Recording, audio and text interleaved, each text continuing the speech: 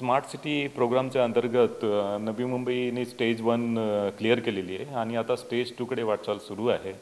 Stage 2कडे वाटचाल करताना सर्वात महत्त्वाचं म्हणजे लोकांचा सहभाग याच्यावर नवी मुंबईने सर्वात जास्त भर दिलेला आहे आणि लोकांचा सहभाग हा फिजिकल फॉर्म्स वाटप करून तसेच आमचं ऑनलाईन वेबसाईट आणि तसेच गव्हर्नमेंट ऑफ इंडियाची माय गव्हर्नमेंट वेबसाईट आणि सोशल मीडिया फेसबुक ट्विटर इत्यादीच्या माध्यमाने लोकांचा सहभाग घेण्यात आला आणि लोकांनी अत्यंत ट्रिमेंडस मोठ्या प्रमाणात सहभाग दिलेला आहे. याच्यामध्ये लोकांचा फीडबॅक 4.5 लाख लोकांनी त्यांचा फीडबॅक दिलेला आहे आणि त्यांनी स्मार्ट सिटीच्या प्रकल्पामध्ये काय काय असायला पाहिजे याबद्दल त्यांनी सजेशन्स नवी मुंबई महानगरपालिकेला दिलेले आहेत.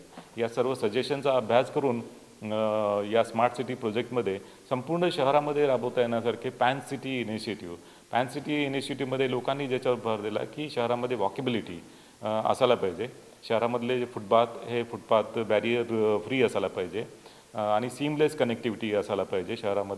शहरामध्ये नॉन मोटराइज ट्रान्सपोर्ट म्हणजे सायकल इत्यादीचा जास्तीत जास्त वापर करण्यात यावा आणि त्याच्यानंतर शहर हे अत्यंत सुरक्षित आणि सेफ असावं यासाठी शहरामध्ये विविध ठिकाणी CCTV सर्व्हेलन्स कॅमेरा लावण्यात यावे आणि लेटेस्ट टेक्नॉलॉजी जी आहे व्हिडिओ ॲनालिटिक्स याच्या माध्यमाने शहरामध्ये अत्यंत चांगली सुरक्षा व्यवस्था पुरवावी. हे पॅन सिटी इनिशिएटिव्ह जे आहे ते pan city initiative Navi Mumbai महानगरपालिका त्यांच्या स्मार्ट सिटी प्रकल्पामध्ये राबवणार आहे. याशिवाय एरिया बेस्ड डेव्हलपमेंटमध्ये शहरामधले विविध जे नाले आहेत आज खूप खराब झालेले आहेत, नाले प्रदूषित झालेले आहेत.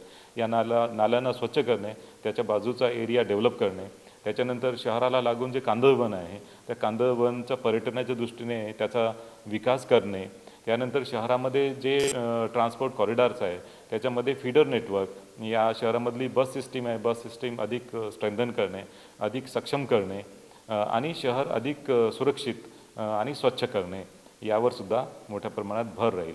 शहरामध्ये स्मार्ट सिटी प्रकल्प राबवताना शहरामधली जी एनर्जी आहे ती एनर्जी 10% एनर्जी सोलर एनर्जीच्या माध्यमाने येणार आहे.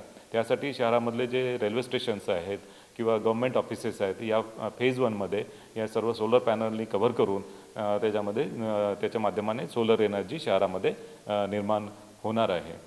याशिवाय अनेक जे इतर प्रकल्प आहेत जसे शहरामध्ये जे वेस्ट वॉटर आपण ट्रीट करतो ते वेस्ट वॉटर रिसायकल्ड वॉटर जे असते ते रिसायकल्ड वॉटरचा पुनर्वापर करण्याचा पण प्रकल्प याच्यामध्ये आहे, जेणेकरून हे पाणी शहरातील नागरिकांना त्यांचे व्हेकल्स धुण्यासाठी आणि गार्डनिंगसाठी सुद्धा वापर करता येईल.